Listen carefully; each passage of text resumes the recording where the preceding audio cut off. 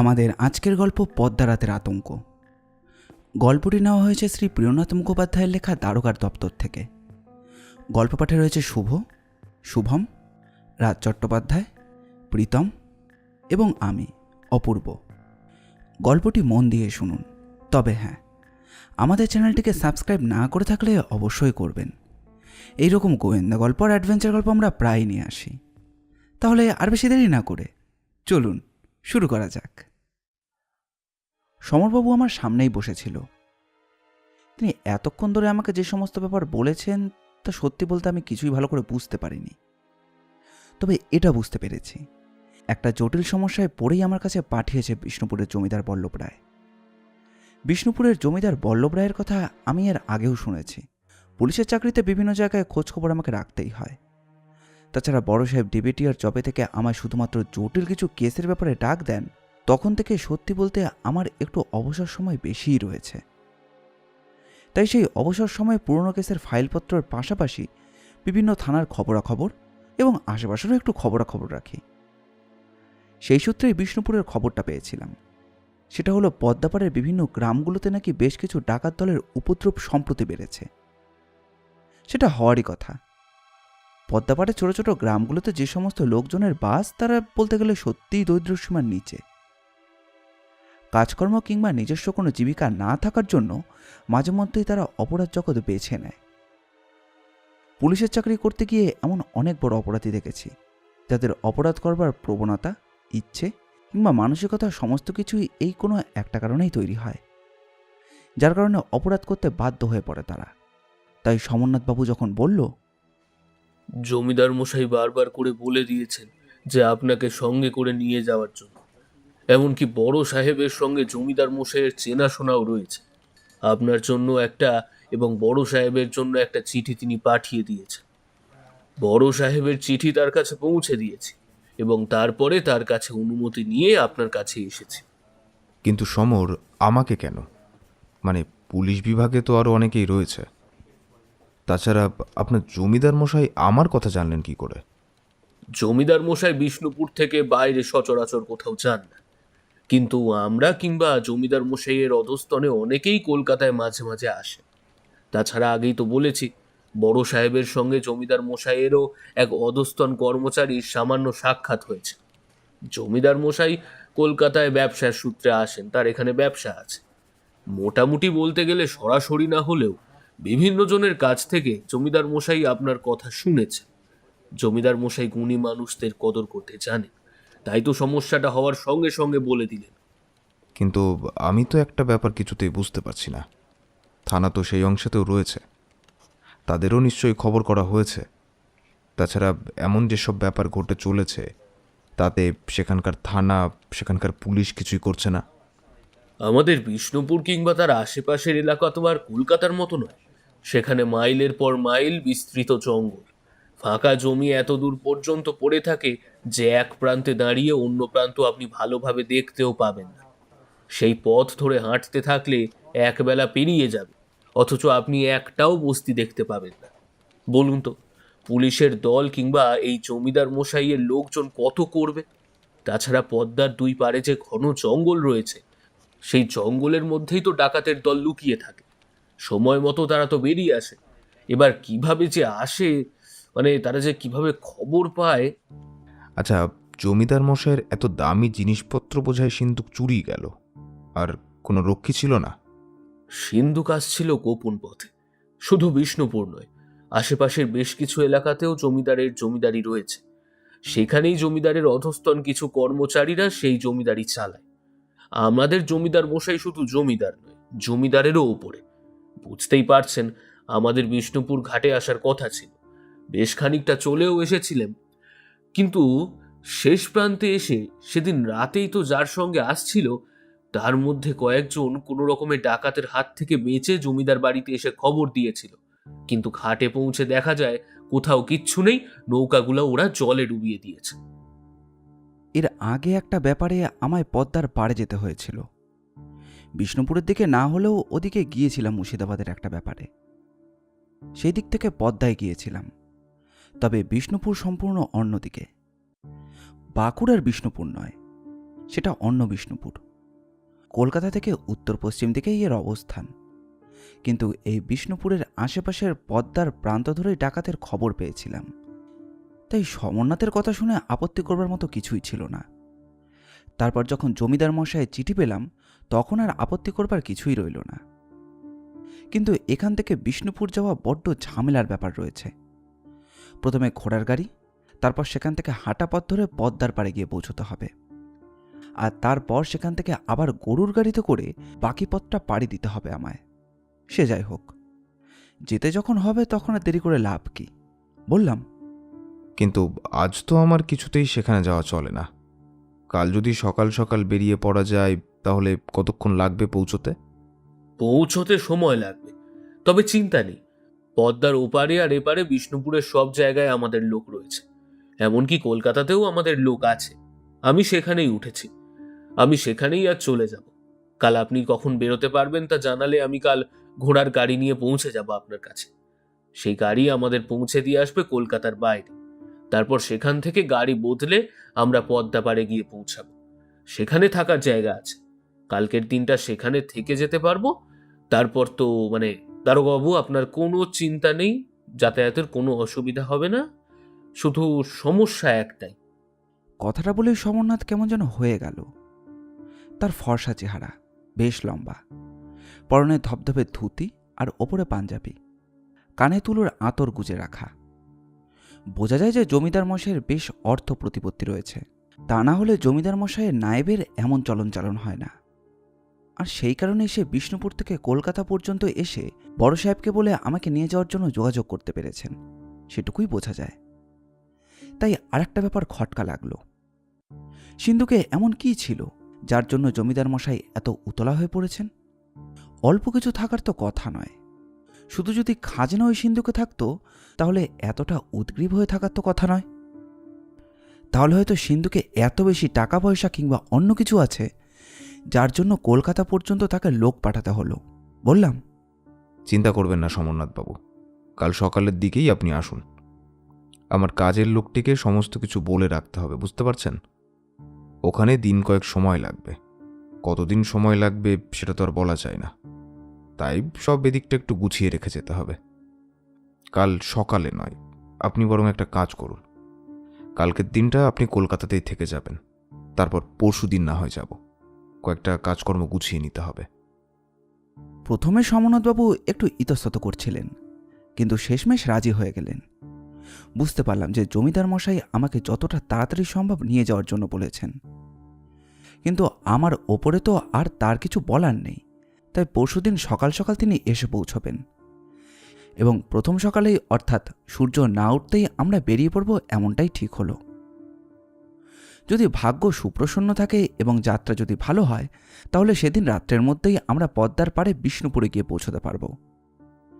সেই মতোই তাকে কথা দিয়ে তখনকার মতো বিদায় করলাম সমরনাথবাবুকে। তিনি চলে যাওয়ার পর মনে মনে গোটা ব্যাপারটা নিয়ে ভাবতে লাগলাম। জমিদার বল্লভ রায়, বিষ্ণুপুরের দুর্দান্ত প্রতাপ জমিদার। বিষ্ণুপুর পদ্মার পাড়ে, এমনকি কলকাতাতে পর্যন্তও তার লোকজন ছড়িয়ে রয়েছে। তারপরেও তিনি যখন এখানে লোক পাঠিয়েছেন তাহলে ব্যাপারটা সোজা নয়। আমি এমনি এমনি সময় চাইনি। পদ্মার দুপারে বিশেষত এই কয়েক মাসের মধ্যে যে সমস্ত চুরি ডাকাতি কিংবা হত্যাকাণ্ড ঘটেছে তার মোটামুটি একটা ধারণা লালবাজারের কাছেই ছিল, এবং সেটাই একবার ছাড়িয়ে নেব বলে ভেবেছিলাম। পরদিন সকালে বাড়িতে যে কাজের লোকটি থাকে তাকে বললাম, শোন, আমি একটু বেরোচ্ছি, যদি আমার কেউ খোঁজ করতে আসে তাহলে একটা কাজ করবি, তাকে সন্ধ্যের পর আসতে বলবি।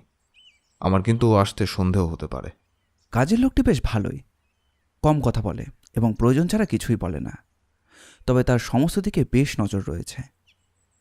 ঘরের জানালা দরজা সব কিছু ভালো করে বন্ধ করে তালা দিয়ে যখন পথে নামলাম, প্রথমে একটা ঘোড়ার গাড়ি ডাকবো বলেই ঠিক করেছিলাম, কিন্তু তারপর একটা ব্যাপার লক্ষ্য করে মতটা বদলে ফেললাম। বাড়ি থেকে বেরিয়ে সবে রাস্তায় পা দিয়েছি, এমন সময় মনে হলো রাস্তার উল্টো দিকে একটা লোক দাঁড়িয়ে। সকালের দিকে রোদ এখন খুব একটা বেশি নয় যে ছাতা নিয়ে বেরোতে হবে, অথচ একটা ছাতা রয়েছে তার হাতে, কালো রঙের ছাতা। লোকটা যেন এই দিকেই তাকিয়েছিল, এবং আমার সঙ্গে চোখাচোখি হতেই লোকটা হঠাৎ করে যেন উল্টো দিকে ঘুরে কি একটা দেখতে লাগলো। আমার নজর থেকে এত সহজে বাঁচবার কথা নয়। আমি এক মুহূর্তে এই ব্যাপারটা বুঝতে পেরে গেলাম। লোকটা অচেনা, এখানকার আশেপাশে কখনো দেখিও নি, হতে পারে বাইরের লোক। কিন্তু কালকেই সমরনাথবাবু আমার কাছে এলেন, আর আজ সকালে বাড়ি থেকে বেরিয়ে দেখতে পাচ্ছি কেউ একজন আমার উপর নজর রেখেছে। ব্যাপারটা কিন্তু সহজ নয়। তাছাড়া বর্তমানে মিত্রপক্ষের শত্রুপক্ষ কিন্তু আমারও শত্রুপক্ষ, তাই একটু সাবধানে থাকা দরকার। একটা ঘোড়ার গাড়ি সামনে থেকে চলে গেলেও কিন্তু তাকে দাঁড় করালাম না। হাঁটতে হাঁটতেই এগিয়ে গেলাম বড় রাস্তার দিকে। ভাবটা এমন যেন আমি লোকটাকে তেমনভাবে দেখিনি, আমি আমার নিজের মতোই চলেছি। সঙ্গে বন্দুকটা নিয়ে বেরোয়নি। দিনের বেলা এমন সময় বন্দুক কাজ লাগবে বলে আমি ভাবিও নি, তাই সেটা সঙ্গে আনা হয়নি। এখন আমাকে একটু সাবধানে থাকা দরকার। যদিও সকালবেলায় এই সময় একটু এগিয়ে বড় রাস্তায় উঠে পড়লে লোকজন সবসময় পাওয়া যায়, তাই তার মধ্যেও অন্তত লোকটা এমন কিছু করবার সুযোগ পাবে না। তাছাড়া আমার থেকে তার দূরত্ব অনেক বেশি। যদি গুলি না ছড়ে তাহলে তো আর কোনো চিন্তাই নেই। বলা যায় না কার কি অভিসন্ধি। ছোট রাস্তা পেরিয়ে দ্রুত বড় রাস্তায় গিয়ে উঠলাম। লোকটা কিন্তু আমার পিছু পিছু এলো না, বোধহয় কিছু একটা বুঝতে পেরেছে। মনে মনে আফসোস হলো যে লোকটাকে অনুসরণ করলেই বোধহয় ভালো হতো যদি লোকটা কোথায় যায় সেটা দেখতে পেলে। বড় রাস্তায় উঠে একটা ঘোড়ার গাড়ি দেখছি। ঘোড়ার গাড়িকে লালবাজারের গন্তব্য ও উদ্দেশ্যটা বলে ঘোড়ার গাড়িতে উঠছি, এমন সময় আবার দেখতে পেলাম লোকটাকে। এইবার আর দূর থেকে নয়, বেশ খানিকটা কাছ থেকে। আমি যেখান থেকে ঘোড়ার গাড়ি নিচ্ছি তার থেকে কিছুটা দূরে চুপ করে দাঁড়িয়ে রয়েছে লোকটা, মাথায় সেই কালো ছাতা। এবার জন্য সোজা আমার দিকে তাকালো এবং তারপর তার মুখে অদ্ভুত একটা হাসি দেখতে পেলাম মুহূর্তের জন্য। ঘোড়ার গাড়িটা ততক্ষণে ছুটতে শুরু করেছে, আর লোকটাও আমার থেকে আস্তে আস্তে পেছনের দিকে সরতে শুরু করেছে। আমি কিছু বুঝে ওঠার আগেই তার হাতের ছাতাটা আস্তে আস্তে নেমে এসে ঢেকে দিল তার মাথা। সেদিন লালবাজারে গিয়ে পদ্মার পাড়ে ডাকাত দলের ব্যাপারে অনেক কিছুই জানতে পারলাম। প্রায় মাসখানেক ধরে তারা তাণ্ডব চালাচ্ছে, তবে ব্যাপারটা হয়ে চলেছে অনেক দিন ধরেই। বিষ্ণুপুর কিংবা তার আশেপাশে বেশ কয়েকটা এলাকায় ডাকাতের উপদ্রব লেগে রয়েছে। সেদিকে ফাঁকা পথে সহজে কেউ যেতে পারে না। তাছাড়া তাদের সঙ্গে যদি দামি কিছু থাকে কিংবা কোনো ধনসম্পদ থাকে তাহলে তো আর কোনো কথাই নেই। ডাকাতের দল লুট করবেই, কিন্তু তাদের সঙ্গে আরও একটা ব্যাপার লক্ষ্য করলাম। এই ডাকাতের দলের মধ্যে মানুষ খুন করবার প্রবণতা কিন্তু খুবই কম। মারধর করেছে, দু একজনের হাত পাও ভেঙেছে, কিন্তু সরাসরি খুন করবার মতো তারা কোনো কাজ করেনি। তাদের সঙ্গে লাঠি, এমনকি মস্ত বড় ছুরি পর্যন্ত থাকলেও এ পর্যন্ত ডাকাতিতে খুনের সংখ্যা মাত্র 2। তাও ডাকাতের সঙ্গে হাতাহাতি করতে গিয়ে তারা মারা গেছে। মনে মনে ভাবলাম, আশ্চর্য ডাকাতের দল, এরা খুনটুন না করে শুধুমাত্র লুটের দিকেই মন দিয়েছে। হতে পারে এই ডাকাতের দলে বিষ্ণুপুরের জমিদার বল্লভ রায় সেনের ওই বাক্সটা চুরি করেছে। কিন্তু যদি এমনটাই হয় তাহলে বল্লভ রায় নিশ্চয়ই ডাকাতের দলের কথা জানেন, আর তাছাড়া তার লাঠিয়াল কিংবা তার নিচের দলের কারবারের সংখ্যাও তো কম নয়। তাই সে এলাকায় ডাকাতের দলকে খুঁজে বার করে তাদেরকে শায়েস্ত করা বল্লভ রায়ের কাছে কোনো কঠিন ব্যাপার নয়। হতে পারে তাতে ঝুঁকি রয়েছে, দুই পক্ষের লোকজনও মরতে পারে, কিংবা আরও বড় কিছু হতে পারে। তবে ডাকাত দলের সংখ্যাই বা কতজন হতে পারে? 30, 40, 50 কিংবা তার বেশি। বিষ্ণুপুর এবং আশেপাশের এলাকা থেকে লাঠিয়াল ও পাহারাদার জড়ো করতে পারলে বল্লভ রায়ের কাছে তার চেয়ে সংখ্যায় 2 গুণ কিংবা 3 গুণও লোক জড়ো করতে পারবেন। তারপর একটু কষ্ট করে তাদের খুঁজে বার করতে পারলেই তো হলো। কিন্তু খুঁজে বার করার কথা মনে পড়তেই সমরনাথ বাবুর কথা মনে পড়ে গেল। বুঝতে পারছেন না দারোগাবাবু, পদ্মার 2 পারে অনেক দূর পর্যন্ত ঘন জঙ্গল। এত ঘন জঙ্গল যে তার মধ্যে বাঘ পর্যন্ত থাকতে পারে। সেই জঙ্গলের ভেতরে ডাকাতের দল যে কোথায় গিয়ে লুকিয়েছে তা খুঁজে বের করা সহজ ব্যাপার নয়। এই জঙ্গলের ভেতরে দিনের বেলাতেও এমন অনেক জায়গা আছে যেখানে সূর্যের আলো পৌঁছায় না। পরদিন সকালে সময় মতো সমরনাথবাবুর সঙ্গে বেরিয়ে পড়লাম। ঘোড়ার গাড়িতে প্রথমে কলকাতা থেকে পানিহাটা, তারপর সেখান থেকে আবার ঘোড়ার গাড়ি বদল করে পদ্মার এপারে অর্থাৎ বিষ্ণুপুরের এপারে কৈখালি পর্যন্ত এসে পৌঁছলাম। পদ্মা নদীতে তখন বেশ স্রোত, নদীর জল টানে বয়ে চলেছে। পদ্মা নদীকে এতটা কাছ থেকে দেখার সুযোগ এর আগে কখনো হয়নি। সমরনাথবাবু বললেন, দারোগাবাবু, এখন কি করবেন? সন্ধ্যা তো প্রায় হয়েই যাচ্ছে। রাতের বেলা পদ্মার জলে নামবেন নাকি? জলে কিন্তু কুমির আছে, রাতের বেলা তাদের সহজে দেখা যায় না। না হলে এক কাজ করি না, কাল সকালবেলা বেরিয়ে বিষ্ণুপুরে যাওয়া যাক। না সমরনাথবাবু, জমিদার মশাই নিশ্চয়ই আমাদের জন্য অপেক্ষা করছেন।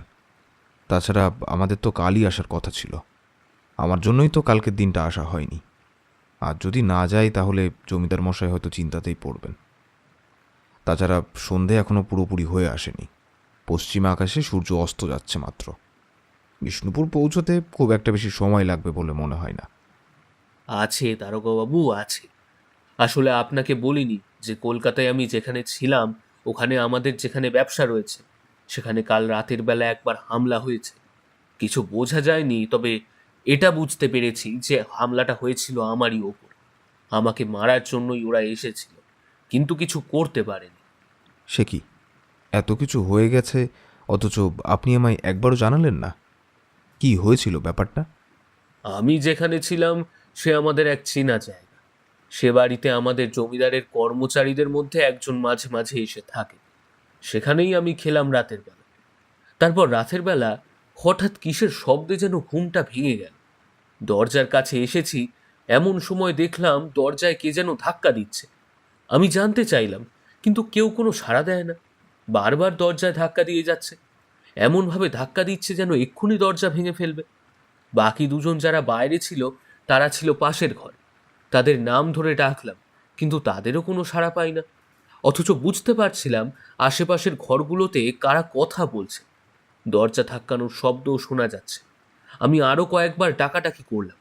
একেই তো রাতের অন্ধকার, তার উপর ঘরে হ্যারিকেনটা জ্বালাতেও ভুলে গেছি। আমি ফিরে এসে হ্যারিকেন জ্বালাতে যাব, এমন সময় বাইরে থেকে ধাক্কা পড়তে লাগলো। সে এমন ধাক্কা যে এক্ষুনি দরজা ভেঙে যাবে। দরজার পাল্লা নড়তে লাগলো। আমি তো ভয় পেয়ে গেলাম।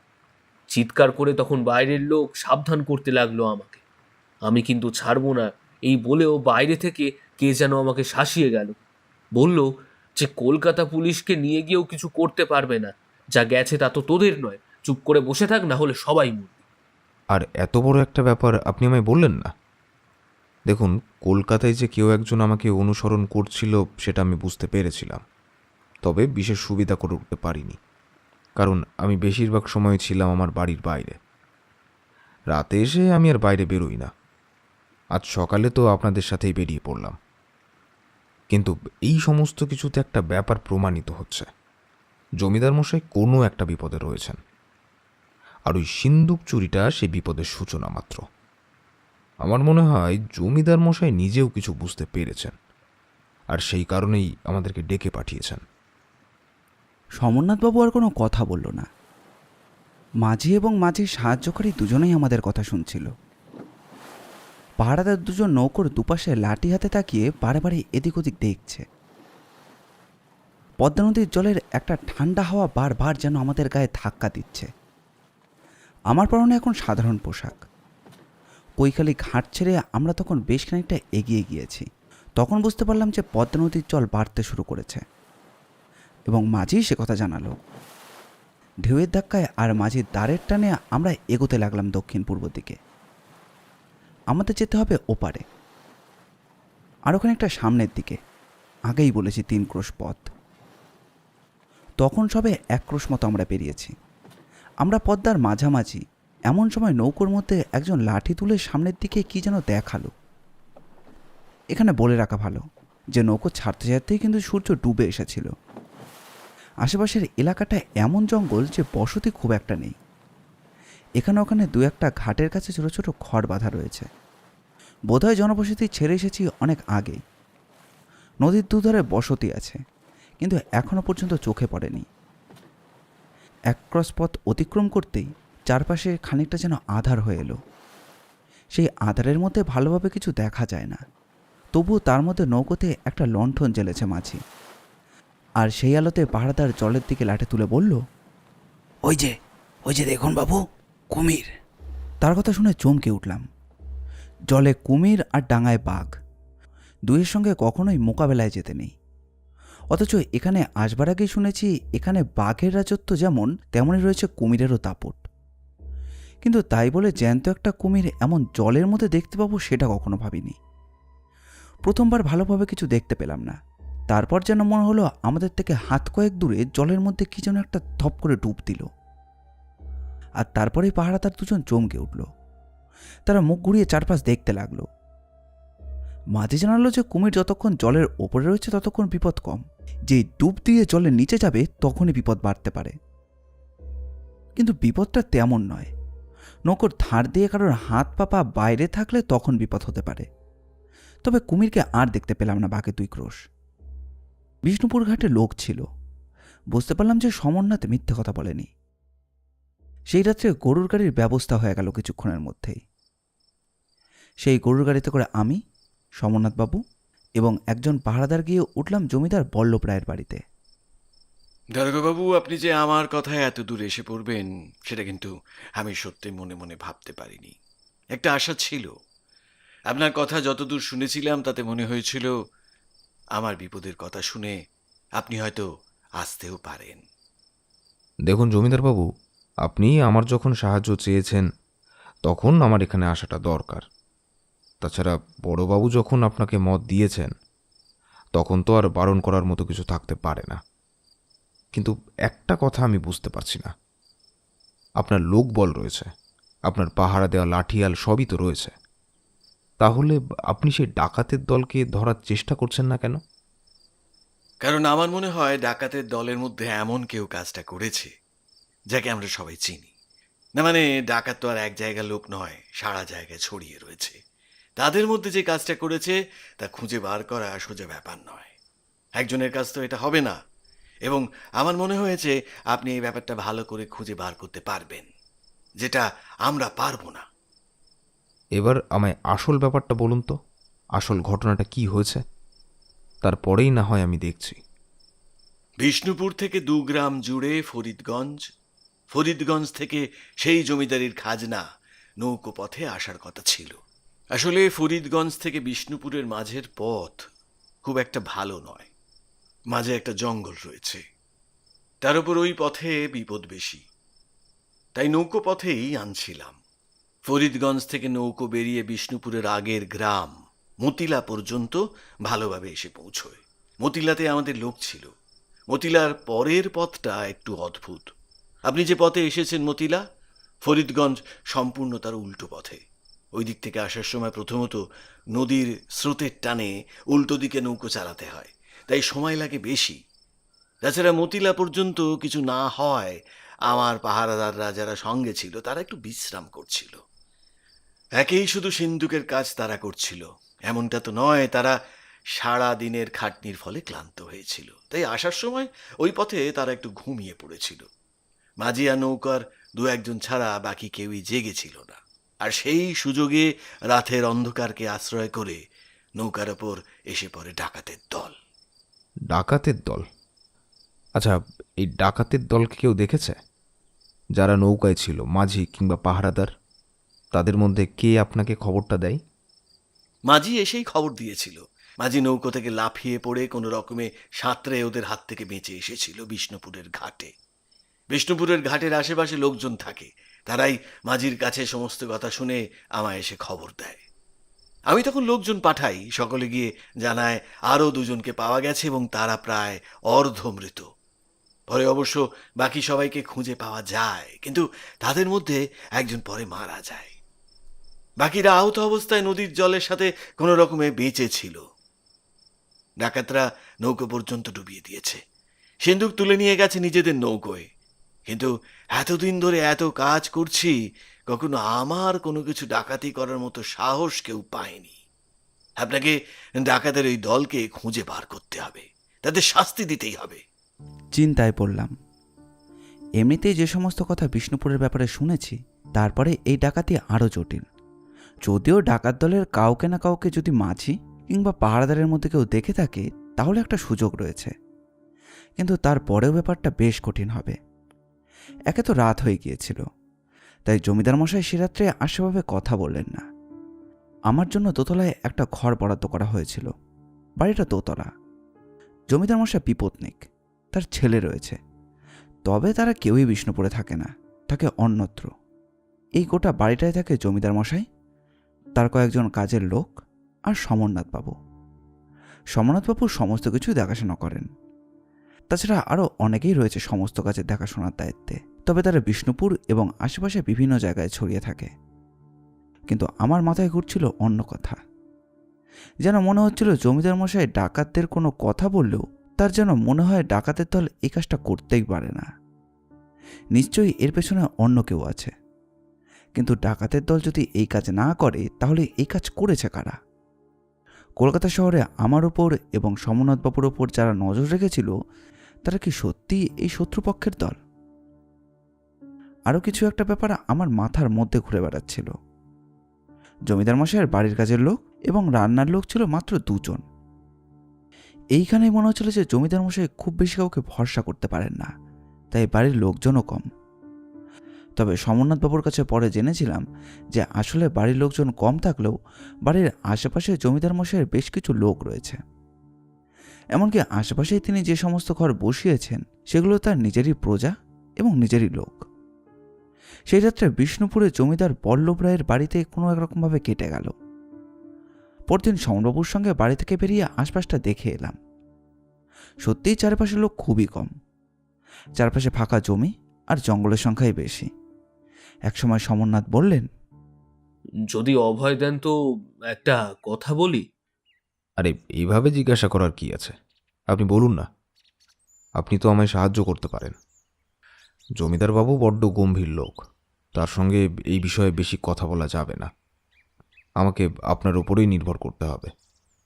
ঢাকা ছাড়াও এই বিষ্ণুপুরের আশেপাশে চোরের উপদ্রব কিন্তু বেড়েছে। এমন তো হতেই পারে যে এটা ডাকাতের কাজ নয়, চোরেদের কাজ এটা। না হলে ডাকাত দল এতদিন ধরে আশেপাশে ডাকাতি করছে, তারা তো একবারও এদিকে আসেনি।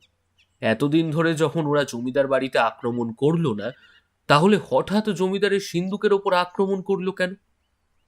হতে পারে ওরা ওই সিন্দুকের জন্যই অপেক্ষা করছিল। ওই সিন্দুক যখন ওখানে আসবে তখনই আক্রমণ করবে। আপনি বুঝতে পারছেন না, সিন্ধুক 3 মাস পর পর একবার করে আসে। এর আগেও মানে বছরে 2 বার এসেছে, এই হলো 3য় বার। তাহলে যদি সিন্ধুক আক্রমণ করার হতো তাহলে ওরা এর আগেও তো করতে পারতো, তাহলে এবারই কেন করলো? আচ্ছা সমরনাথ, এই সিন্দুকে সত্যি কি ছিল বলুন তো? দেখুন, আমি জমিদার মশাইয়ের নায়েব, সে কথা ঠিক, কিন্তু এমন অনেক ব্যাপার থাকে যেগুলো জমিদার মশাই নিজেই দেখেন। সিন্দুক তার ঘর পর্যন্ত পৌঁছে দেওয়া আমার কাজ। তার মধ্যে কি থাকে না থাকে সেসব ব্যাপারে আমি কিচ্ছু জানি না। তবে জমিদার মশাই বলেন তাতেও নাকি রাজস্ব থাকে, যা ওই দামেই জিনিসপত্র, ওই ধরুন সোনার উপর। সিন্দুকের মধ্যে এত দামি জিনিসপত্র থাকে সেটা নিশ্চয়ই জমিদার বাড়ি এবং আশেপাশের সকলেই জানে, মানে গ্রামবাসীরাও জানে। জানে, কিন্তু সমস্ত ব্যাপারটাই তো হয় রাতের অন্ধকারে, যাতে চট করে কেউ বুঝতে না পারে। আর 3 মাস পর সিন্ধুক কখন আসবে সে কথাও ঠিক করেন জমিদার মশাই নিজে। সমরনাথের কথা শুনে একটা ব্যাপার বুঝতে পারলাম। জমিদার মশাই তাকে যেমন বলেন তিনি সেভাবেই কাজ করেন, কিন্তু সিন্দুক এবং অন্যান্য সব কিছু নিয়ে এত সাবধান থাকার কোনো কারণ তো আমি দেখতে পেলাম না। এর আগেও জমিদার কিংবা জমিদারের ব্যবস্থাপনা আমি দেখেছি, কিন্তু এখানে যেন জমিদার বল্লভ রায় সমস্ত কিছু নিয়েই একটু বেশি গোপনীয়তা রেখেছেন। সমরনাথবাবুর সঙ্গে জমিদার বাড়ি ছেড়ে গ্রামের অনেকটা ভেতরের দিকে গিয়ে পৌঁছলাম। আর ঠিক তখনই একটা ঘোড়ার গাড়ি আমাদের গরুর গাড়ি পাশ দিয়ে যাচ্ছিল। হঠাৎ কি মনে হতে দেখি গাড়িটা থমকে দাঁড়ালো। গাড়ির পেছনের দিক থেকে একজন বয়স্ক মানুষ মুখ বার করলো। মুখ দেখে বোঝা গেল যে তিনি অতি সাধারণ মানুষ নয়। বিত্তবান মানুষের চেহারায় একটা উজ্জ্বলতা থাকে। তাছাড়া তার পোশাক আশাকও তেমনি, গলায় একটা দামি সোনার চেনও রয়েছে। আরে জমিদার মশাইয়ের নায়েব দেখছি, সঙ্গে নতুন লোক। তা বেশ ভালো ভালো। শুনলাম নাকি জমিদার মশাইয়ের সিন্দুক খোয়া গিয়েছে। আরো কত কি খোয়া যাবে নায়েব মশাই, দেখতে থাকুন। একটু সাবধানে রাখতে বলুন সমস্ত কিছু। বলা যায় না কবে কবে জমিদারিটাই না আচ্ছারা হয়ে যায়। আমি ভদ্রলোককে ভালো করে লক্ষ্য করছিলাম। সমরনাথবাবু বললেন, জমিদার মশাইয়ের একটা সিন্দুক খোয়া গেলে তাতে এমন কিছু যায় আসে না। জমিদারি যা আছে তাতে আমার মনে হয় না জমিদার মশাই জমিদারি নিয়ে তেমন ভয় পান। তার কাছে বিশ্বস্ত লোকজনই আছে। অকৃতজ্ঞ বিশ্বাসঘাতক লোকজন নিয়ে তিনি এখন আর কাজ করেন না। সমরনাথবাবুর কথায় লোকটার মুখটা যেন মুহূর্তের জন্য কেমন হয়ে গেল। তারপর হেসে লোকটা আবার বলল, ভালো হলেই ভালো, বলা তো যায় না কখন কি হয়ে যায়। এই জমিদার মশাইকে একটু সাবধানে থাকতে বলবেন, সাবধানের মান নেই। জমিদারি একটু বেশি বড় হয়ে গেছে না, সবাই তো আর বিশ্বস্ত হয় না। সবাই হয়তো সামনে বিশ্বস্ত দেখালেও তলে তলে অনেকেই শত্রু কিন্তু হয়ে উঠেছে, বুঝলেন? একটু খেয়াল রাখবেন আর ভালো করে থাকতে বলবেন। আমার আবার ওই অভ্যেস, কারোর বিপদ দেখলে তাকে সাবধান না করে আবার থাকতে পারি না। বলে সে তার গাড়ি নিয়ে আবার রওনা দিল। আমি বললাম, ইনিকে? এক সময় বল্লভ রায়ের জমিদারির আওতাতেই তার জমিদারি ছিল, পাশের গ্রামে। বেশি বড় নয়, ছোট জমিদারি। তবে বিশ্বাসঘাতকতা ও আরো কিসব যেন করে জমিদারি জমিদার মশাইয়ের হাত থেকে নিজের হাতে নিয়ে নিয়েছে। জমিদার মশাই একসময় সবাইকে বিশ্বাস করতেন, এখন দেখলেন না, সবাইকে বিশ্বাস করতে পারেন না। বেশি কথাও বলেন না কারোর সঙ্গে, সমস্ত কিছু নিজেই গোপনভাবে করতে চান। একসময় সবাইকে বিশ্বাস করে অনেক কিছু করেছেন, তাই অনেক কিছু হারাতেও হয়েছে তাকে। জমিদার মশাইয়ের ছেলের বউ, এমনকি তাদের সন্তানরাও তো বিষ্ণুপুরে থাকে না, ওরা থাকে অনেক দূরে। এসব ঝামেলার মধ্যে তিনি কাউকেই রাখতে চান না। বুঝতে পারলাম জমিদার মশাইয়ের নিরাপত্তার ব্যাপারটা নিয়ে যা ভাবছিলাম তার একটা কারণ সমরনাথবাবু নিজেই বলে দিলেন। মনে হলো জমিদার মশাইয়ের বিপক্ষে শুধু ডাকাত কিংবা চোর নয়, তার ব্যক্তিগত কিছু শত্রু থাকাও সম্ভব রয়েছে। চোর ডাকাত না হয় চুরি করে লুকিয়ে পড়বে, কিন্তু শক্ত প্রতিপক্ষ না হলে সমরনাথবাবুকে অনুসরণ করে আমার বাড়ির কাছ পর্যন্ত ঘুরে আসবে না নিশ্চয়ই। তারপর আর তেমন কিছুই ঘটল না। গোটা দিন বিষ্ণুপুরের এদিক ওদিক ঘুরে কাটালাম। এমনকি বিকেলের দিকেও সমরনাথবাবু গাড়ির ব্যবস্থা করে দিয়েছিলেন। গাড়িতে করে বিভিন্ন জায়গায় ঘুরিয়ে নিয়ে এলেন, বিশেষ করে যেদিকে ঘন জঙ্গল এবং যেই দিকে ডাকাতের থাকার সম্ভাবনা সব থেকে বেশি, সেই জায়গাগুলোও নিয়ে এলেন ঘুরিয়ে। আমরা ঘাটে গিয়ে খোঁজ খবর করলাম, সেখানকার কয়েকজন লোকের সঙ্গে কথাবার্তাও বললাম। তাদের মধ্যে একজন রাতের ব্যাপারটা নিজের চোখে দেখেছে, তাই তাকে জিজ্ঞাসা করে গোটা ব্যাপারটা আরও ভালো করে জানতে পারলাম। আমি বললাম, যেদিন রাত্রে সিন্দুক পদ্মার মাঝখান থেকে চুরি হয়, সেদিন রাত্রে তুমি এখানে ছিলে? হ্যাঁ বাবু, আমি তো এখানেই ছিলাম। আমি ঘাটেই থাকি। ঘাটে নৌকা পারাপার হয়। অনেক রাতের বেলা মাঝে মাঝে নানা কারণে নৌকা পার করতে হয়। রাতের বেলা পদ্মা নদীতে নৌকা নামতে চায় না। এই যে ঘর, এ তো জমিদার মশাই নিজেই তৈরি করে দিয়েছে। এখানেই আমি থাকি। রাতের বেলা কার যেন চিৎকার শুনতে পেলাম, সঙ্গে সঙ্গে উঠে দেখি এই মদন মাঝি এসেছে। তার কপালের কাছ থেকে রক্ত পড়ছে। হাঁপাতে হাঁপাতে এসে নদীর পাড়ের কাছে শুয়ে পড়েছে সে। আমায় বলল জমিদার মশাইয়ের সিন্দুক চুরি গেছে। আমি আর দেরি করলাম না, তখনই ছুটে গেলাম গ্রামে খবর দিতে। গ্রামে খবর দিয়ে কয়েকজনকে নিয়ে যখন এলাম, তখন মদন মাঝির পাশে আরও একজন নদীর পাড়ে এসে ঠেকেছে। তখনই তো আমরা সবাই মিলে নৌকা নিয়ে নেমে পড়লাম। খুঁজতে খুঁজতে অনেককে খুঁজে পেলাম, তবে দু একজন নদীর ওপারে গিয়ে উঠেছিল। পরদিন সকালে তারা ফিরে আসে। তার মানে কেউ মরেনি? একজন মরেছে। সে ডাকাতদের সঙ্গে নাকি অনেকক্ষণ ধরে লড়েছিল, আর তাতেই ডাকাতদের হাতের বল্লমের খোঁচা খেয়ে সে মরেছে। তাকে আমরা খুঁজে পাইনি। পদ্মার জলে কোথায় ভেসে গেছে কে জানে। আর তাছাড়া তোর ছিল উল্টো দিকে। এসব ঝামেলার মধ্যে তিনি কাউকেই রাখতে চান। তারপরেই খবর পেয়ে আমি এসেছিলাম। জমিদার তো চিন্তায় পড়েছিলেন, কিন্তু কি আর করা যাবে। নৌকা নিয়ে আর সিন্দুক নিয়ে যে ডাকাত দল কোন দিকে গেছে তা তো আর খুঁজে পাওয়া যায়নি। আচ্ছা, সিন্দুক তো খুব ভারী ছিল।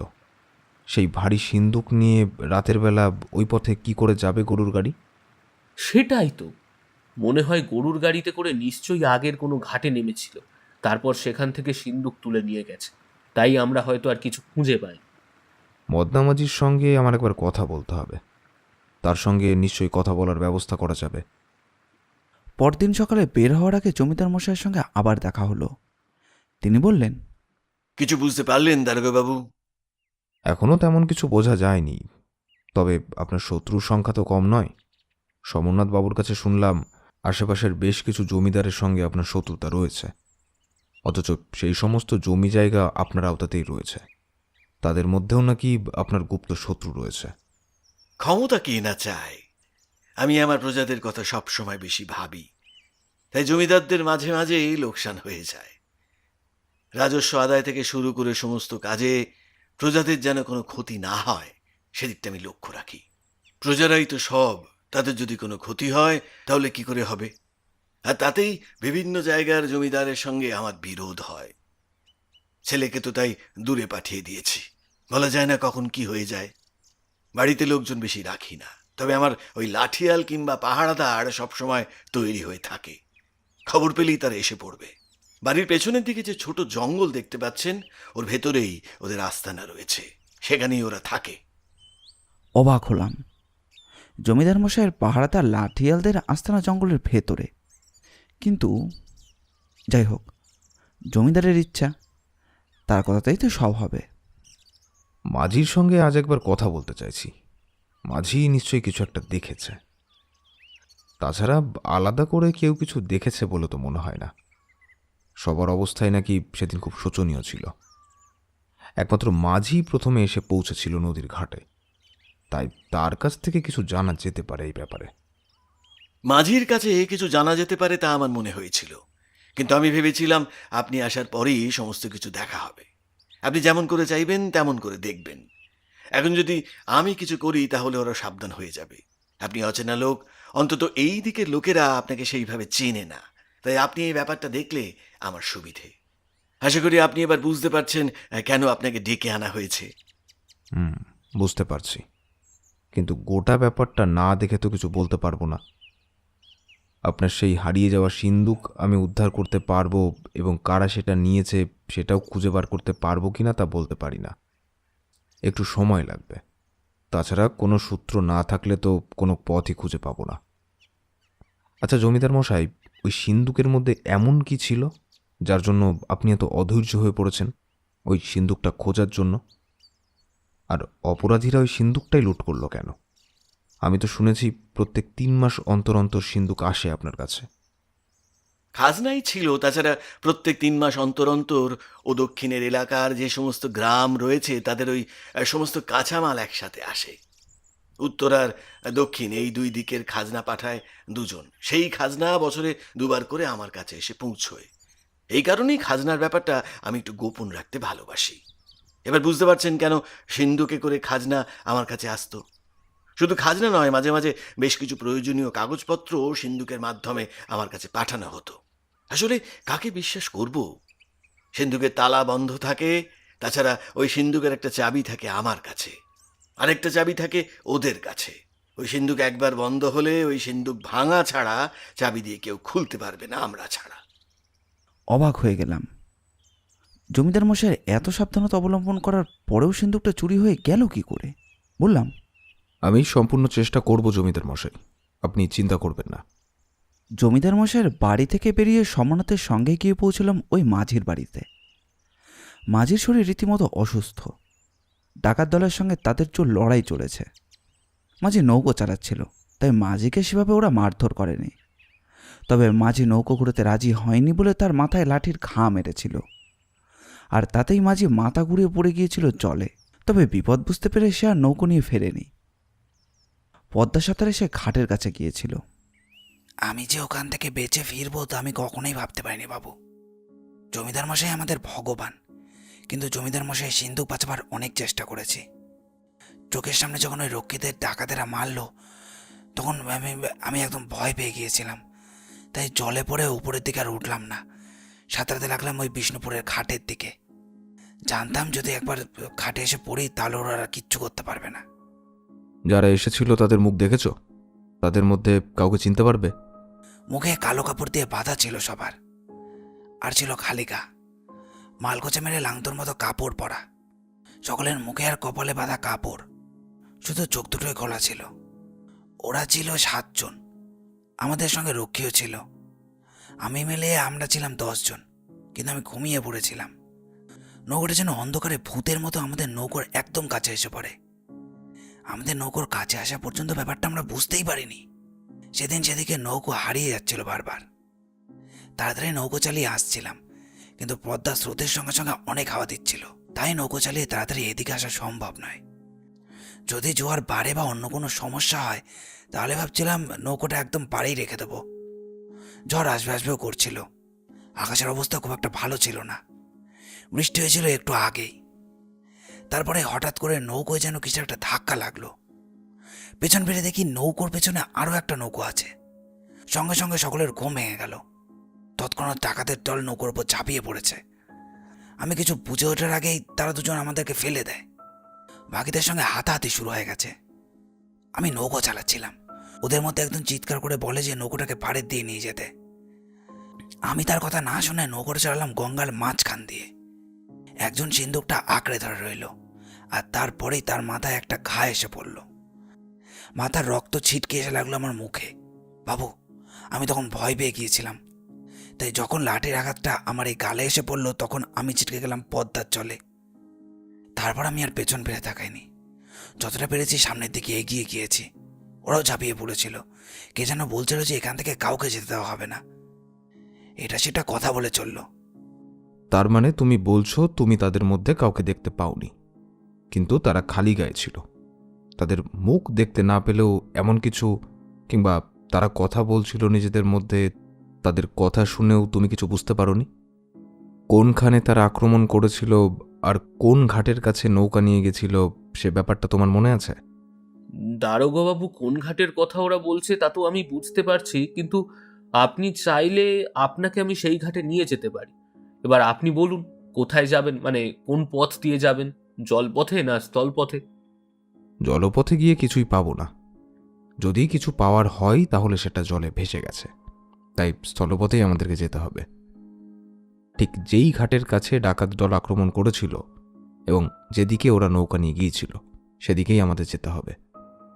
তোমার আমাদের সঙ্গে আরেকবার কষ্ট করে যেতে হবে। মাঝি আপত্তি করছিল, কিন্তু তার আপত্তি শোনা হলো না। তখনই গরুর গাড়ির ব্যবস্থা করে সমরনাথবাবু, আমি, মাঝি এবং আমাদের সঙ্গে দুজন লোক সেই স্থানের উদ্দেশ্যে রওনা দিলাম যেখানে নৌকো গিয়ে ঠেকেছিল বলে মাঝির মনে হয়েছিল। পথের মাঝে কিন্তু অনেক কিছুই বলতে লাগলো মাঝি। তাড়াহুড়ো করে আসার সময় কি দেখেছে না দেখেছে এখন সে ভালোভাবে বুঝতে পারছে না। আরও অনেক কথা বুঝতে পারছিলাম। তাকে আমাদের সঙ্গে এখানে আসতে হয়েছে দেখে সে ভীষণ ভয় পেয়ে গেছে। হয়তো দু একটা কথা বাড়িও বলেছিল, কিন্তু এখনও ভয় পেয়ে গেছে। তেমন কিছুই হলো না। বেশ কিছুক্ষণ পর আমরা সেই জায়গাটায় গিয়ে পৌঁছলাম। জায়গাটা সত্যিই ফাঁকা। এমনকি আসার পথে বেশ কিছু আশেপাশের জঙ্গল আর ফাঁকা জমি ছাড়া আমরা আর তেমন কিছুই দেখতে পাইনি। পথটা সরু হয়ে পদ্মা নদীর দিকে নেমে গেছে, আর সেখানে এসে এই গাড়ি দাঁড় করানো হলো। আমি সমরনাথবাবু আর মাঝি নেমে গেলাম। মাঝি সামনের দিকে এগিয়ে গিয়ে নদীর দিকে দেখিয়ে বলল, ওই যে ওখানে আমাদের নৌকোর উপর ডাকাত পড়েছিল। তারপরে এই ধার বেয়ে আমি বিষ্ণুপুরের দিকে চলে যাই। তারপর মনে হয়েছিল নৌকোটা এই ঘাটের দিকেই আসছে। আচ্ছা সমরনাথবাবু, এই ঘাট থেকে কাছাকাছি কোথাও যাওয়া যায়? মানে আস্তানা কিংবা লোকজনের বসতি আছে এমন? এখান থেকে লোকজনের বসতি আছে। এমন দিক হলো ওই ডান দিকে, বাঁ দিকটা কিন্তু ফাঁকা।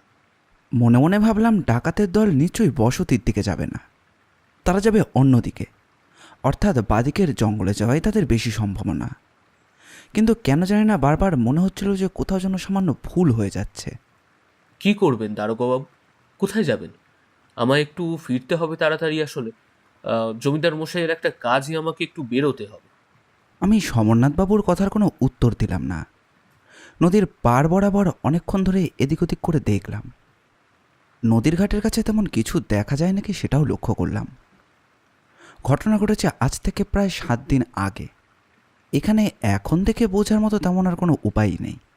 তবুও যে ঘাট থেকে উঠে আসা যায় সেই ঘাটের কাছটা ভালো করে লক্ষ্য করতে লাগলাম। এদিকটা লোকজন খুব একটা আসে না। মাটির পথে ছোট ছোট ঘাসও জন্মেছে। ভালো করে লক্ষ্য করতে করতে একসময় মাটির গায়ে দাগ দেখতে পেলাম, যেন কিছু একটা ঘষ্টাতে ঘষ্টাতে নিয়ে যাওয়া হয়েছে। এটা তারই দাগ। কিছু ঘষে নিয়ে যাওয়ার সময় যেমনভাবে দাগ পড়ে ঠিক তেমনই। লোকজন তেমন একটা আসে না বলে এই দাগ উঠেও যায়নি। বৃষ্টিও হয়নি এর মধ্যে। যেদিন ঘটনাটা ঘটেছিল সেই দিনই বৃষ্টি হয়েছিল, অর্থাৎ মাটি সেদিন নরম ছিল। তারপরে রোদ পড়ে মাটি শক্ত হয়ে গেলেও দাগটা আগের মতোই থেকে গেছে। সেটা দেখালাম সমরনাথবাবুকে। তিনি বললেন, মনে তো হচ্ছে ভারী কিছুই এখান থেকে টেনে নিয়ে যাওয়া হয়েছে। তার মানে সিন্দুকটাই টেনে নিয়ে গেছে। কিন্তু দাগ যেখানে শেষ হয়েছে এদিক থেকে তো ওই জঙ্গলের দিকে আর যাওয়া যায় না। জঙ্গলের দিকে যাওয়া হলে তো আরো সামনের দিক থেকে চলে যেতে পারতো। তাহলে এতটা পর্যন্ত উঠে আসবে কেন? কেন উঠে আসবে সেটা আমি সামনের দিকে তাকাতেই বুঝতে পারছিলাম। যেখানে দাগটা শেষ হয়েছে সেখান থেকে পথটা সমান। জঙ্গলে যাওয়ার পথটাই একটু আগেই বেঁকে গেছে। ডান দিকে দাঁড়িয়ে রয়েছে আমাদের গরুর গাড়িটা। আস্তে আস্তে বললাম, মাঝি আমাদেরকে মিথ্যে বলেনি, এই পথেই ওরা এসেছে, ডান দিকের পথে এসেছে। তার মানে এইখানেই গরুর গাড়ি দাঁড়িয়েছিল, অর্থাৎ আগে থেকেই সমস্ত কিছু পরিকল্পনা করা ছিল। ঠিক কোথায় মাঝিকে আক্রমণ করবে এবং কোথা থেকে সিন্দুক তুলে নিয়ে যাবে সমস্ত কিছু। আচ্ছা, তোমাদের দলে মানে সেই দিন তোমরা যখন নৌকায় এসেছিলে, তোমাদের দলে ঠিক কে কে ছিল? আমার কথায় মাঝি আর সমরনাথ বাবু দুজনেই কেমন যেন অবাক হলেন। আমি সেখানে বেশিক্ষণ দাঁড়ালাম না, গরুর গাড়ি নিয়ে ফিরতি পথে রওনা দিলাম। সমরনাথ বাবুর আবার কোথায় যেন যাওয়ার কথা আছে। ফিরতে ফিরতেই মাঝি আমায় কথাগুলো বলল যে ওরা ছিল সংখ্যায় 10 জন। 10 জনের মধ্যে 4 জন পাহারাদার আর 4 জন সিন্দুক বওয়ার লোক এবং 2 জন ছিল মাঝি। এই মাঝি এবং তার সঙ্গে ছিল আরও একজন। যে লোকটি মরেছে সে ওই সিন্দুকটি বয়ে আনছিল। বাকি পাহারাদার জমিদারের লোক হলেও সিন্দুক যারা বয়ে আনছিল তারা 4 জনেই কিন্তু ছোট জমিদারের লোক। ছোট জমিদার তাদেরকে দিয়ে সিন্দুক পাঠিয়েছিল। সিন্দুক পৌঁছে দিয়েই তারা সেদিন পরে নৌকো নিয়েই ফিরে যাওয়ার কথা। এই ছোট জমিদারের সঙ্গে একবার দেখা করা যায় না? সোমনাথবাবু, তার সঙ্গে কথা বলে যদি ওই 4 জনের খবর বার করা যায় তাহলে তো খুবই ভালো হয়। তাদের সঙ্গে একবার কথা বলে দেখতে হবে। না হলে ডাকাত দল ঠিক এইখানেই আক্রমণ করলো এবং এইখানেই ওদের গরুর গাড়ি দাঁড়িয়েছিল। সমস্ত ব্যাপারটা কেমন সহজেই মিলে যাচ্ছে। ডাকাতটা তার মানে সত্যি সত্যি জানতো যে ওই দিন ওই পথেই সিন্দুক আসবে, কিন্তু সেটা হয় কি করে? আমার কথায় সমরনাথবাবু কেমন যেন অবাক হয়ে গেছেন। এমনভাবে বললেন, ঠিক তো বড়বাবু, এই কথাটা তো আমি একবারও ভেবে দেখিনি। সিন্দুক যে সেদিন আসবে সে কথা আমিও জানতাম। জমিদার মশাই শুধু হয়তো জানতেন। তিনি রাতের বেলা একবার আমাকে বলেছিলেন, কিন্তু তখন তো আমার বাইরে যাওয়ার কথা নয়। তারপর যখন এমন ঘটনা ঘটল গভীর রাতে, তখন তো বাইরে বেরোতেই হলো। কিন্তু খবরটা দিল কে? নিজেদের লোকেদের মধ্যে সবাই বিশ্বস্ত নয় সমরনাথবাবু। ওই ওই যে জমিদারের সঙ্গে আমাদের কাল দেখা হলো, সেও তো ছোট জমিদার। কথাগুলো তো সে মিথ্যে বলেনি। এমন কেউ আছে যে সমস্ত কিছু জানে, সমস্ত কিছু বুঝতে পারছে, অথচ তারপরেও সে এমন কাজটা করছে। কিন্তু ডাকাতের দল লোক মারল কেন? সমরনাথ আমার শেষের কথাগুলো ভালোভাবে বুঝতে পারছিলেন না। আমিও কেমন ঘেটে গিয়েছিলাম গোটা ব্যাপারটায়। একটা সহজ রেখা নিয়ে এসেছিলাম, আর তারপরেই কেমন যেন রেখাটাও জটিল হয়ে গেল। কলকাতায় বসে পদ্মার পাড়ের যতগুলো ডাকাতের খবর পড়েছিলাম তার মধ্যে কিন্তু খুনের সংখ্যা ছিল কম। তাছাড়া জমিদারের পাহারাদার যারা ছিল তাদের সঙ্গে ডাকাতের হাতাহাতি হয়েছে, অথচ তারা মারা যায়নি। মারা গেছে একজন কুলি যে সিন্দুক বয়ে নিয়ে আসছিল। হঠাৎ করে তাকে মারার প্রয়োজন পড়ল কেন? ডাকাতের দল যখন এত পরিকল্পনা করে সমস্ত কাজ করেছে এবং মাঝি ঝাঁপিয়ে পড়ার পরেও তাকে ভয় দেখিয়ে ছেড়ে দিয়েছে, তাহলে খুন করার আসল কারণটা কি? তাহলে কি অন্য কোনো ব্যাপার রয়েছে? বাড়ি ফিরে গোটা ব্যাপারটা নিয়ে ভাবতে লাগলাম। ওপাশে সমরনাথবাবু কোথায় যেন বেরিয়ে গেলেন। সন্ধ্যার একটু আগে আগে কাজের লোকটি এসে আমাকে খাবার দিয়ে গেল। এখানে রাতের খাবার তাড়াতাড়ি খাওয়া হয়। খাওয়া দাওয়া সেরে কি মনে হতে দোতলা সিঁড়ি ধরে নামতে যাব, ঠিক তখনই জমিদার মশাইয়ের ঘরের কাছাকাছি পৌঁছে শুনতে পেলাম যে জমিদার মশাই যেন নিজের সঙ্গে কথা বলছেন। না না না না, এটা হতে পারে না, এটা হতে পারে না। আমার আমার সম্পত্তি, তার মধ্যে এত কিছু কাগজপত্র ছিল। এসব এসব নিয়ে ওরা কি করবে? এসব এসব নিয়ে ওরা কোথায় যাবে? তারপরই বুঝতে পারলাম যে জমিদার মশাই একা নন। সমরনাথবাবু ঘরে নেই, কিন্তু অন্য একজনের গলা শোনা যেতে লাগলো। অচেনা লোকটি বলল, সবই হলো পাপের ফল। বারবার করে বারণ করেছিলাম, আমার কথা তখন আপনি শোনেননি। তখন যদি শুনতেন তাহলে এখন এইসব কিন্তু কিছুই হতো না। আমি এখনো বলছি, সব কিছু সত্যি কথা যদি সবাইকে বলে দেওয়া যায় তাহলে। আস্তে আস্তে কথা বলো ধীরেন্দ্র, আস্তে কথা বলো। তুমি জানো না তুমি কার সঙ্গে কথা বলছো? তুমি জমিদার বল্লভ রায়ের সঙ্গে কথা বলছো। ওই সিন্ধুকের মধ্যে ওই ওই সিন্ধুকের মধ্যে আশেপাশের অনেক গ্রামের জমি জমার কাগজপত্র রয়েছে। সেই সমস্ত হাতছাড়া হয়ে যাওয়া মানে তুমি ভাবতে পারছো কি হতে পারে? জমিদারি কাগজপত্র ছাড়া আর যেটা রয়েছে সেটার কথা তো আপনি একবারও বললেন না। আমি কতবার আপনাকে বলেছিলাম এসবের কোনো প্রয়োজন নেই। আপনি নিজের ছেলেটাকে আপনার কাছ থেকে দূরে রেখেছেন কেন? কেন জমিদার বাড়ির আশেপাশে এত পাহারা থাকে? জমিদার বাড়ির পেছনের এই জঙ্গলে আপনার পাহারাদারদের আস্তানার কথা কিন্তু অনেকেই জানে। ধীরেন্দ্র, আস্তে কথা বলো। বাড়িতে বাড়িতে বাইরে লোকজন রয়েছে। একটা বিশেষ কাজে তো আমি তাকে এখানে এনেছি, কিন্তু কিন্তু তিনি সেই সমস্ত ব্যাপার জানলে বিপদটা বাড়বে। সে আমার কাজটা করে দিক, এখান থেকে চলে যাক। তারপরে তুমি একদিন এসো, তখন তোমার সাথে সবকিছু কথা বলা যাবে। আমার এখানে থাকার কোনো প্রয়োজন নেই। আমি আগেও যা বলেছি এখনো তাই বলবো।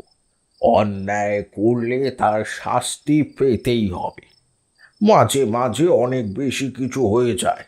কলকাতা থেকে এখানে যে এসেছে, সে যেই হোক না কেন, সে যদি তোমার সঙ্গে এই কাজে যুক্ত থাকে তাহলে বিপদ কিন্তু তারও হবে। আমি আবার সাবধান করে দিচ্ছি। কিন্তু এই কাজ কারা করবে? ডাকাতের দল তো আমার সম্পত্তি লুট করবে না। সেটা আমি জানি। তাহলে এই কাজটা কাদের? তুমি নিজেই ভাবো, নিজেই ভেবে ভেবে বের করো আসলে এই কাজটা কাদের, এই কাজটা কে করেছে।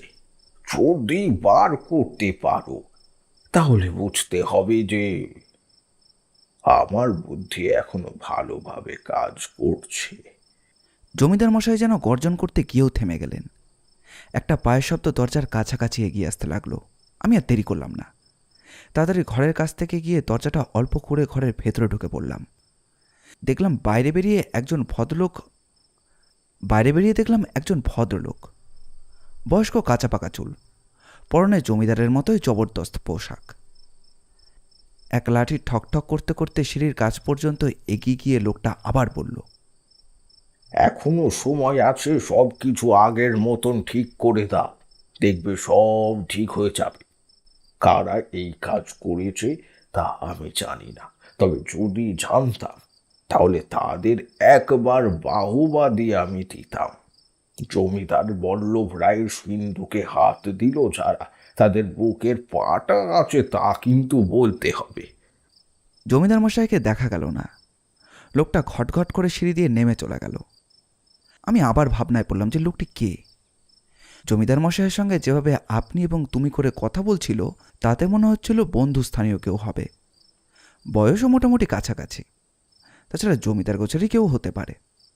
সোমনাথবাবু তো বলেছেন যে আশেপাশের গ্রামগুলোতে বেশ কিছু জমিদার রয়েছে এবং তাদের সঙ্গে বিভিন্নভাবে বল্লভ রায় জড়িয়েও রয়েছে। কিন্তু এই জমিদারটিকে পথে একটা ছোট জমিদারের সঙ্গে দেখা হলো। আবার আশেপাশে আরও জমিদার রয়েছে। যেখান থেকে সিন্ধুক আসছিল সেখানেও তো এক জমিদার রয়েছে। না, ব্যাপারটা ভালো করে বোঝা দরকার। আমি অপেক্ষা করতে লাগলাম যে সোমনাথবাবু কবে ফিরে আসবে তার জন্য। সোমনাথবাবুর সঙ্গে সেদিন আর কথা হলো না। পরদিন সকালে তার সঙ্গে যখন দেখা হলো তখন এক অদ্ভুত অবস্থা। রাতের বেলা বাড়ির পাহারাদারকে কে যেন খুন করেছে। রাতের বেলা ওই লোকটি যখন বাড়ি চলে যায় তখন আমি একবার দোতলার ব্যালকনির কাছে দাঁড়িয়ে ভালো করে তাকিয়ে দেখছিলাম। দারোয়ানের সঙ্গে লোকটা বেশ কিছুক্ষণ কথা বলছিল। দারোয়ান কথা বলতে বলতে বাড়ির দিকে একবার তাকিয়েও ছিল। আমি লক্ষ্য করে দেখছিলাম যে তখন জমিদার মশাইয়ের ঘরের দরজাটা খোলা ছিল। তিনি বাইরে না বের হলেও মনে হচ্ছিল যেন দরজার কাছেই তিনি। এই বাড়িতে সবাই যেন কেমন চুপচাপ থাকে, রান্নার লোক, কাজের লোক, এমনকি দারোয়ান পর্যন্ত। ভেবেছিলাম পরদিন সকালে দারোয়ানের সঙ্গে কথা বলবো, কিন্তু সে ভাবনার আর কিছুই হয়ে উঠল না। এখানে একটা কথা বলা দরকার। সোমনাথবাবু বিকেলে এসে যখন বেরিয়ে গেলেন তখন বিকেলের দিকে দারোয়ানের সঙ্গে আমার কিছু কথা হয়েছিল। দারোয়ান ভেতরে বাড়ির বড় দরজার একপাশে বসে থাকে। আমায় দেখতে পেয়ে সে সেলাম জানালো। আমি বললাম, তুমি এই বাড়িতে আছো কতদিন ধরে? তা প্রায় 10 বছরের কাছাকাছি হবে বাবু। এর আগে কোথায় ছিলে? এর আগে বাবু জমিদার বাবু লাঠিয়াল দরে কাজ করতাম। জমিদার বাবু আমাকে পছন্দ করলেন, বললেন বাড়ি ভাড়া দেওয়ার জন্য তুইই থাকবি। আমি বললাম হ্যাঁ, থাকবো না কেন। আমি বললাম আমার কোনো ভাড়া দিতে ভয়ও নেই। আচ্ছা, 10 বছর তো তুমি রয়েছো, এর মধ্যে কখনো কেউ জমিদারের বাড়িতে ঢোকার চেষ্টা করেনি? মানে জমিদার বাড়িতে আক্রমণ করেনি? শুনেছি আশেপাশে অনেক ডাকাতের উপদ্রব আছে। আশেপাশে ডাকাতের উপদ্রব আছে বাবু, সে কথা ঠিক, কিন্তু জমিদার বাড়িতে ডাকাতের দল কখনোই পা রাখে না। জমিদারের ভয়ে বাঘে গরুতে এক ঘাটে জল খায়। ডাকাতের বুকে পাটা কত বড় যে এই বাড়িতে ঢুকবে। আচ্ছা, মনে করো এই বাড়িতে যদি ডাকাত ঢুকে পড়ে, তাহলে তুমি কি করবে? তুমি একা তো 10-12 জন ডাকাত আটকাতে পারবে না। বিপদ বুঝলে জমিদার ওই বাড়ির ছাদে উঠে সেখানে মশালের আগুন দেখালে ওই জঙ্গল থেকে সবাই চলে আসবে। ওখানে আমাদের লোক আছে, ওখানকার লোকেরা মাঝে মাঝে জমিদার বাড়ির দিকে তাকায়। বিশেষ করে রাতের বেলা ওরা এদিকে নজর রাখে। যদি কেউ সাহস করে এই জমিদার বাড়িতে ঢোকে, তার জন্য এই ব্যবস্থা। তবে এখন অনেকেই সব কিছু জেনে গেছে। জমিদার বাবুর সিন্দুক চুরি করলো কে? তুমি তো শুনেছ আশা করি। জমিদার বাড়ির সিন্দুক নদীর মুখ থেকে চুরি করে নিয়ে গেছে একদল ডাকাত। তাহলে তারা এলো কোথা থেকে? জানি না বাবু কোথাকার ডাকাত। আশেপাশে তো অনেক দলই রয়েছে, কোথাকার লোক এসে চুরি করেছে কে জানে। কিন্তু জমিদারের সিন্দুক নিয়ে গিয়ে ভুল করেছে। একবার যদি জমিদার মশাই জানতে পারে যে কে, তাহলে কিন্তু ওরা আর প্রাণে বাঁচবে না। দারোয়ানের সঙ্গে আরও কিছুক্ষণ কথাবার্তা হয়েছিল। বুঝতে পেরেছিলাম তার মনে ভয় নেই। সে জানে যে আশেপাশের লোকেরা রয়েছে, তাই বিপদ হলে যে কোনো সময় তারা তাকে সঙ্গ দেবে। সকালে যখন মৃতদেহটা তার বসার জায়গায় একপাশে পড়ে থাকতে দেখলাম, তখন যেন কিরকম অবাক হয়ে গিয়েছিলাম। বোধহয় সুযোগ বুঝে জমিদার বাড়ির ওপর থেকে মশালের আগুনটা দেখতে পাইনি, তার আগেই সবকিছু হয়ে গেছে। কিন্তু রাতের বেলা তো কোনো চিৎকারই শুনতে পাইনি। আমার পাশেই দাঁড়িয়েছিল সমরনাথ বাবু, আর তার পাশে কাজের লোক এবং অন্য কিছু লোক। জমিদার মশাই নিচে নামেননি, তিনি দোতলার ব্যালকনির কাছে থেকেই দেখছিলেন। গ্রামেরও কিছু লোকজন রয়েছে। সমরনাথবাবু বললেন, কি যে হলো কিছুই তো বুঝতে পারলাম না। এতদিন এখানে রয়েছি, কখনো কিচ্ছু হয়নি, অথচ হঠাৎ করে এমন একটা ব্যাপার। তাই বলে মাধবকে কেউ মারতে যাবে কেন? এটাই তো আমি ভাবছি, মাধবকে কেউ মারতে যাবে কেন? এই মাধব এমন কিছু জানতো যেটা অপরাধীর জন্য সমস্যা হয়ে দাঁড়িয়েছিল। আচ্ছা, রাতে আপনি কখন ফিরলেন সমরনাথ বাবু? সন্ধ্যের একটু পরেই ফিরেছিলাম। আপনার ঘরে আর যাইনি, ভাবলাম হয়তো আপনি ঘুমাচ্ছেন বা কোনো কাজ করছেন, তাই আর ডাকিনি। মৃতদেহ নিয়ে যাওয়া হলো সৎকার কর্ম করার জন্য। জমিদার মশাইয়ের মুখটা কেমন যেন থমথমে বলেই মনে হলো। সমরনাথবাবুর সঙ্গে আরও কিছুক্ষণ কথাবার্তা হলো। জানতে পারলাম যে সমরনাথবাবু এখানে কাজ করবার আগে অন্য এক জমিদারের কাছে তিনি নায়েবের কাজ করতেন। তারপর সেখান থেকে এখানে চলে আসে। মাধবের মৃত্যুতে গোটা ব্যাপারটাই যেন এলোমেলো হয়ে গেল। খালি ওই লোকটা এ বাড়িতে এলেন, আর তার পরে সন্ধ্যাবেলায় মাধবের মৃত্যু। সমরনাথকে লোকটার কথা বলতেই সমরনাথবাবু চমকে উঠলেন। কার কথা বলছি তিনি প্রথমে বুঝতেই পারলেন না। অনেকক্ষণ পর বুঝে উঠে বললেন, ও, ধীরেন্দ্র নারায়ণ, এই তো পাশের গ্রামের জমিদার। ধীরেন্দ্র নারায়ণের জমিদারি অনেক বড়, সবকিছুই আমাদের জমিদার মশাইয়ের মোটামুটি হাতে। তবে ধীরেন্দ্র নারায়ণের জমিদারি আমাদের জমিদারদের থেকেও অনেক পুরনো। ছোট জমিদার, বড় জমিদার, এই সব কিছুর মধ্যেই বল্লভ রায়ের জমিদারের হাত থাকার সম্পর্কটা কি? বুঝতে পারলেন না? আগে তো আমি অন্য জায়গায় ছিলাম, এই বছর দুয়েক হলো এখানে এসেছি। আসলে ইংরেজ সরকারের এক সাহেবের সাথে বল্লভ রায়ের বেশ ভালো সম্পর্ক হয়েছিল। তখনই সেই ইংরেজ সাহেব বল্লভ রায়কে এই পদ্মাপাড়ের কয়েকটা গ্রাম সমস্ত এইসবের জমিদারির ভার দিয়েছে। সেই সমস্ত জমিদারি থেকে রাজস্ব আদায় করে জমিদার মশাই প্রথমে নিজের কাছে আনে, তারপর সেখান থেকে সুযোগ বুঝে সেই সাহেবকে অর্থাৎ ইংরেজ সরকারকে পাঠিয়ে দেওয়া হয়।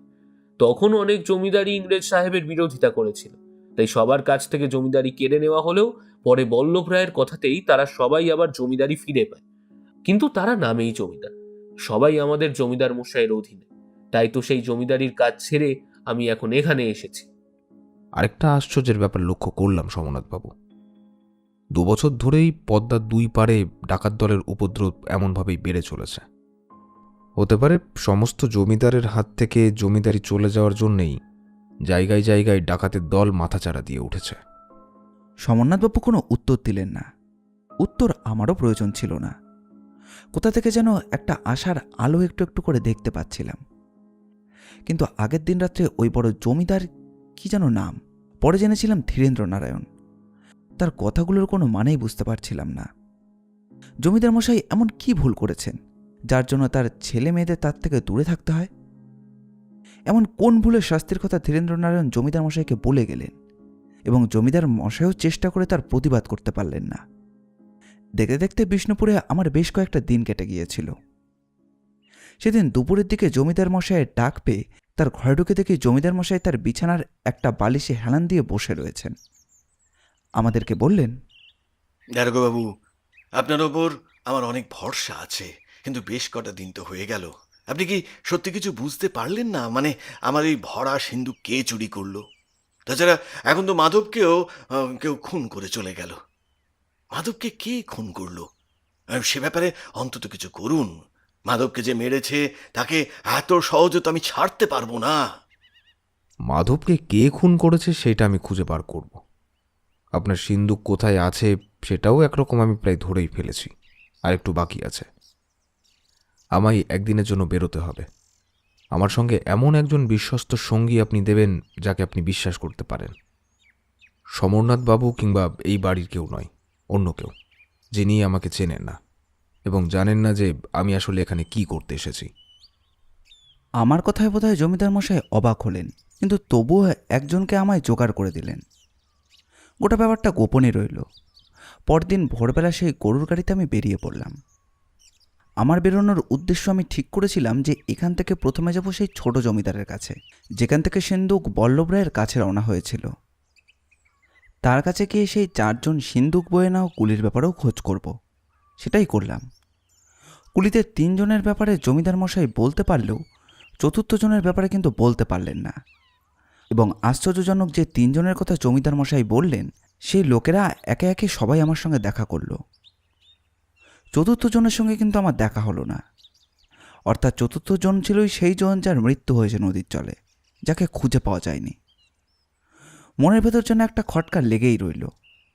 জমিদার মশাই এবং লোকেদের সাহায্যে গ্রাম ঘুরে 4র্থ জনকে খোঁজ করবার চেষ্টা করলাম। হতে পারে সে গ্রামে ফিরে এসেছে আর কেউ জানতে পারেনি, কিন্তু না, কোথাও নেই। যখন একেবারেই হাল ছেড়ে দিয়েছি তখন অপ্রত্যাশিতভাবে একটা সুযোগ জুটে গেল। যে 3 জন কুলি ছিল তাদের মধ্যেই একজন ওই 4র্থ জনের সঙ্গে বেশ কিছুক্ষণ কথাবার্তা বলেছিল। কথায় কথায় সে 4র্থ জন বলেছিল যে তার বাড়ি নাকি জনাই বলে একটা গ্রামে। জনাই গ্রাম ছোট এবং মতিলাল ও নবাবগঞ্জ এই 2 গ্রামের মাঝেই পড়ে সেই গ্রাম। কথা শুনে আমি একটু অবাক হলাম। সেই কুলির সঙ্গে আমাকে আলাদাভাবে কথা বলতে হলো। আমি বললাম, তোর ঠিক মনে আছে ও তোকে বলেছিল ওর গ্রাম জনাই? আমায় বলেনি।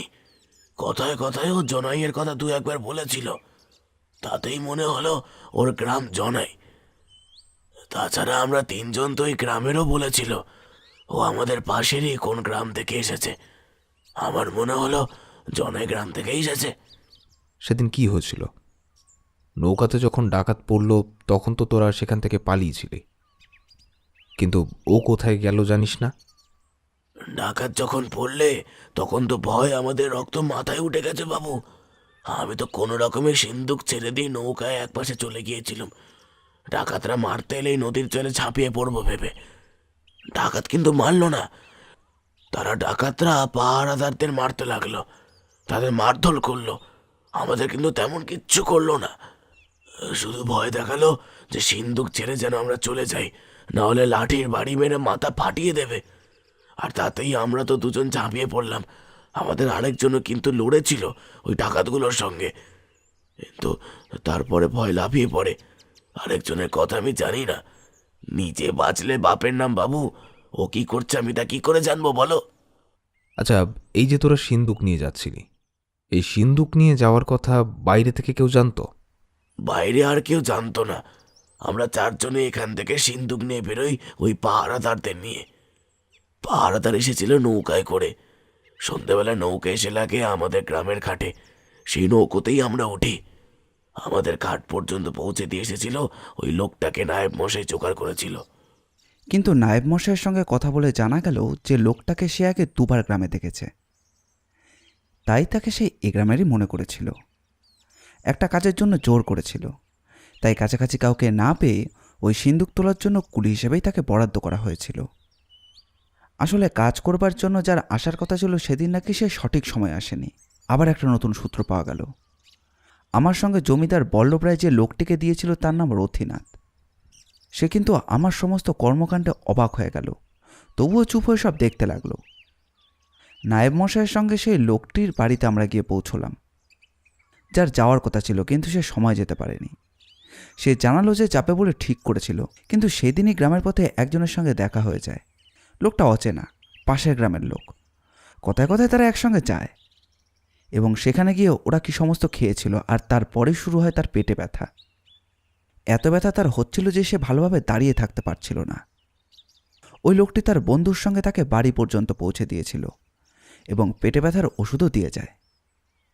ওষুধ খেয়ে শোয়ার পরেই সে ঘুমিয়ে পড়েছিল, আর তারপর সে কিছুই জানে না। পরদিন যখন ওই সিন্দুক চুরির কথা তার কানে গিয়েছিল, তখন ভয়ে সে আর নিজে থেকে কোনো কথাই বলেনি। এইবার বুঝতে পারলাম যে গোটা ব্যাপারটা আসলে কোথা থেকে ছড়িয়েছে। আসলে সেই চতুর্থ লোকটিকেই কেন আমি এতক্ষণ ধরে খুঁজে চলেছিলাম। সেখান থেকে বেরিয়ে জনাই গ্রামের উদ্দেশ্যে রওনা হলাম। আমার সঙ্গে জমিদারের নায়েবের 4 রক্ষী এবং সেই কুলি আর সেই চতুর্থ লোকটি যে ভালোভাবে কথা বলেছিল। পথে চলতে চলতে রথীনাথ জানালো, জনাই গ্রামের শেষের দিকে একটা বড় জঙ্গল রয়েছে। সেই জঙ্গলের মাঝে মাস কয়েক হলো একটা ডাকাতের দল গড়ে উঠেছে। তবে অনেকেই বলে যে সে দল আসলে ডাকাতের নয়, জনাই গ্রামের লোকেরা মিলেই সেই ডাকাতের দল তৈরি করেছে।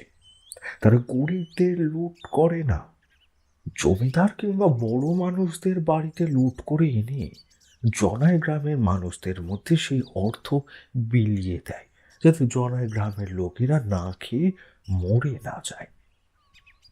রথীনাথ, অপরাধীদের জন্ম কিন্তু এইভাবেই হয়। অন্যায় যাই হোক না কেন সেটা অন্যায়, অন্যায় যত ভালো কাজেই লাগুক না কেন সেটা অন্যায়। তাই ওদের আমাদেরকে খুঁজে বার করতেই হবে। বিশেষ করে জমিদার মশাইয়ের সেই সিন্দুক, আমার মনে হয় ওরা এখনও সেই সিন্দুকটা খুলতে পারেনি, ভাঙতেও পারেনি। গ্রামে পৌঁছতেই কিন্তু গ্রামবাসীরা আমাদের আটকালো। অনেক বাক বিতণ্ডা এবং কথাবার্তার পর জমিদার নায়েব এবং জমিদারের রক্ষীদের অস্ত্রের ভয়ে আমাদের আর বাধা দিল না। কিন্তু ততক্ষণে গ্রামবাসীদের মধ্যে কয়েকজন দৌড়ে জঙ্গলের দিকে চলে গেছে। আমি বুঝতে পারলাম যে সমস্যা জটিল। এই অল্প লোকজন নিয়ে পিছু করতে গেলে বিপদে পড়তে হবে। তাই জমিদারের একজন রক্ষী আর তার সাথে রথীনাথকে পাঠিয়ে দিলাম জমিদারের কাছে। সেখান থেকে জমিদারের লাঠিয়াল আর 20-25 জনের একটা বাহিনী নিয়ে ফিরে আসতে বললাম। ততক্ষণে আমরা সেখান থেকে সরে পিছু এসে অপেক্ষা করতে লাগলাম। ক্রমে ক্রমে রাত বাড়ল। জমিদার মশাইয়ের বাহিনী যখন এসে পৌঁছেছে, তখন গোটা গ্রামটাই যেন ফাঁকা হয়ে গেছে। গ্রামটা খুব বড় নয়, হাতে গুনলে ওই 10 থেকে 12টা ঘর মতো। আসলে ওই জঙ্গলের সামনের দিকে জায়গাটা ঘিরেই একটা ছোট্ট গ্রাম গড়ে উঠেছে। জমিদার বাহিনী নিয়ে আমরা যখন জঙ্গলের ভেতরে ঢুকলাম, জঙ্গলের ভেতরে যেন বোমা পড়ছে, আগুন জ্বলছে। জঙ্গলের ভেতর থেকে কাদের যেন চিৎকার শোনা যেতে লাগলো। জঙ্গলের ভেতরে ঢুকলেই আমাদের বিপদ। ক্রমে ক্রমে এমন অবস্থা হলো যে জমিদারের লোকেরাও জঙ্গলের ভেতরে ঢুকতে সাহস পায় না। আমরা ঠিক করলাম যে জঙ্গলের ভেতরে ঢুকবো না, আমরা বাইরেই অপেক্ষা করব। ওরা যেখানেই থাকুক না কেন, ওদের ফিরে তো আসতেই হবে। ওদের ঘর তো এই গ্রামেই, আর আমরা সেখানেই অপেক্ষা করব। রথীনাথকে পাঠিয়ে দিলাম জমিদার বল্লভ রায়ের কাছে আরও কিছু লোকজন নিয়ে আসার জন্য, এবং আমরা অপেক্ষা করতে লাগলাম জনাই গ্রামের কয়েকজন বসতির পাশে একটা ঝোপের আড়ালে। দেখতে দেখতে রাত শেষ হয়ে সকাল হয়ে এলো। ঝোপের মাঝে অনেকে ঘুমিয়ে পড়েছিল, পালা বদল করে ঘুমোতে লাগলো, আবার উঠে পালা চলতে লাগলো। জমিদার অর্থাৎ এই নবাবগঞ্জের জমিদার আরও কিছু লোক পাঠিয়েছিলেন ভোরবেলা সকালের দিকে। দেখা গেল জঙ্গলের থেকে একজন লোক বেরিয়ে এলো। বোধহয় সে গোটা ব্যাপারটাই দেখার জন্য বেরিয়েছিল। একজন পাহারাদার উঠে তাকে আক্রমণ করতে যেতেই আমি তাকে বারণ করলাম। বললাম, খবরদার, ওই লোকটা খবর নেওয়ার জন্য বেরিয়েছে। ওকে ধরলে কিন্তু বাকিদেরকে ধরা যাবে না। ভেতরে গিয়ে খবরটা দিক যে রাস্তা পরিষ্কার হয়েছে, তাহলেই সবাই বাইরে বেরিয়ে আসবে। লোকটা এদিক ওদিক বেশ কিছুক্ষণ ঘুরে আবার ঢুকে গেল। ক্রমে ক্রমে আমি আর জমিদার মশাইয়ের বেশ কিছু শক্ত সমর্থ পাহাড়দারদের নিয়ে জোপের অন্য পাশে এসে রইলাম। স্থির হলো সবাই যখন বেরিয়ে আসবে তখন আমরা সামনের দিক থেকে আক্রমণ করব, এবং ঠিক সেই সময় বাকি দলটা আক্রমণ করবে ওদের পেছনের দিক থেকে। তবে সাবধান, তারা সবাই বেরিয়ে আসা না পর্যন্ত কেউ যেন আক্রমণ না করে। তারপর অপেক্ষা চলতে লাগলো। এক এক করে দেখি ওই জঙ্গল থেকে বেরিয়ে এলো 10 থেকে 12 জন মতো শক্ত সমর্থ পুরুষ। তাদের মাথায়, মুখে এবং গায়ে পড়া ছিল একটি কালো রঙের কাপড়। তাদের পেছন থেকে বেরিয়ে এলো কয়েকজন শিশু, মহিলা এবং বৃদ্ধ। ওরা তাড়াতাড়ি বৃদ্ধ, মহিলা এবং শিশুদের ঘরে ঢুকিয়ে দিল। তারপর বাকি কয়েকজন যেন ঘরের আশেপাশে পাহারা দিতে লাগলো। আমাদের একটা দল সামনের দিকে হৈ হৈ করে ছুটে গেল ওদের দিকে। ওরাও লাঠি, বল্লম আর কাস্তে নিয়ে দাঁড়ালো। আর আরেকটা দল এলো পেছন দিক থেকে। ওরা এখন দূর দিক থেকে আটকা পড়েছে। ওদের মধ্যে সর্দার গোছের কেউ চিৎকার করে বলল, আমরা তো মরবই, কিন্তু মরার আগে তোদের সবকটাকে নিয়ে মরবো। সাহস থাকলে সামনে আয়। কেউ এগিয়ে যাওয়ার আগে আমি বেরোলাম বন্দুকটা নিয়ে। তারপর সর্দারের দিকে তাক করে বললাম, কেউ মরবে না, তোমরাও কেউ মরবে না, আর ওরাও কেউ মরবে না। এখানে কোনো রকম মারামারি আমি হতে দেব না। তবে যে কারণে আমি এসেছি সেটা আমার চাই। জমিদার বল্লভ রায়ের সিন্দুকটা ফেরত দিতে হবে। আমাদের কাছে যখন বল্লভরায় সিন্দুক নেই তখন আমরা সিন্দুক ফেরত দেবো কেমন করে? আর সিন্দুক আছে বলেই আমাদের দেখে তোরা সঙ্গে সঙ্গে জঙ্গলে লুকিয়েছিলি। দেখ, এক্ষুনি জমিদারের আরো লোক কিন্তু এখানে চলে আসবে। যদি রক্তকাণ্ড হয় তাহলে কিন্তু তোরা সবাই মরবি, আর ঘরের ভেতরের বাচ্চার মহিলারাও। আমি তোদের কোনো কিছুই করব না যদি সিন্দুকটা আমায় ফেরত দিস। বাইরের লোক, তুই কলকাতা থেকে এসেছিস, তোকে বিশ্বাস করব কি করে? তুই চলে গেলে ওরা আমাদের কাউকে ছাড়বে না। জমিদারের জন্য আমরা বেঁচে থেকেও মরে আছি। সর্দার হাত তুলল, আর তাতেই ওরা অস্ত্র নামিয়ে মাটির ওপর হাঁটু মুড়ে বসে পড়ল। কিন্তু সর্দার, অন্যায়ের বিরুদ্ধে কিন্তু অন্যায় করা যায় না। জমিদার যে অন্যায় করেছে তার প্রতিবাদ করতে হবে। তাই বলে চুরি, ডাকাতি কিংবা কাউকে ভয় দেখিয়ে তো আর হয় না। আমরা শুধু ভয় দেখিয়েছি, বাবুকে তো মারিনি।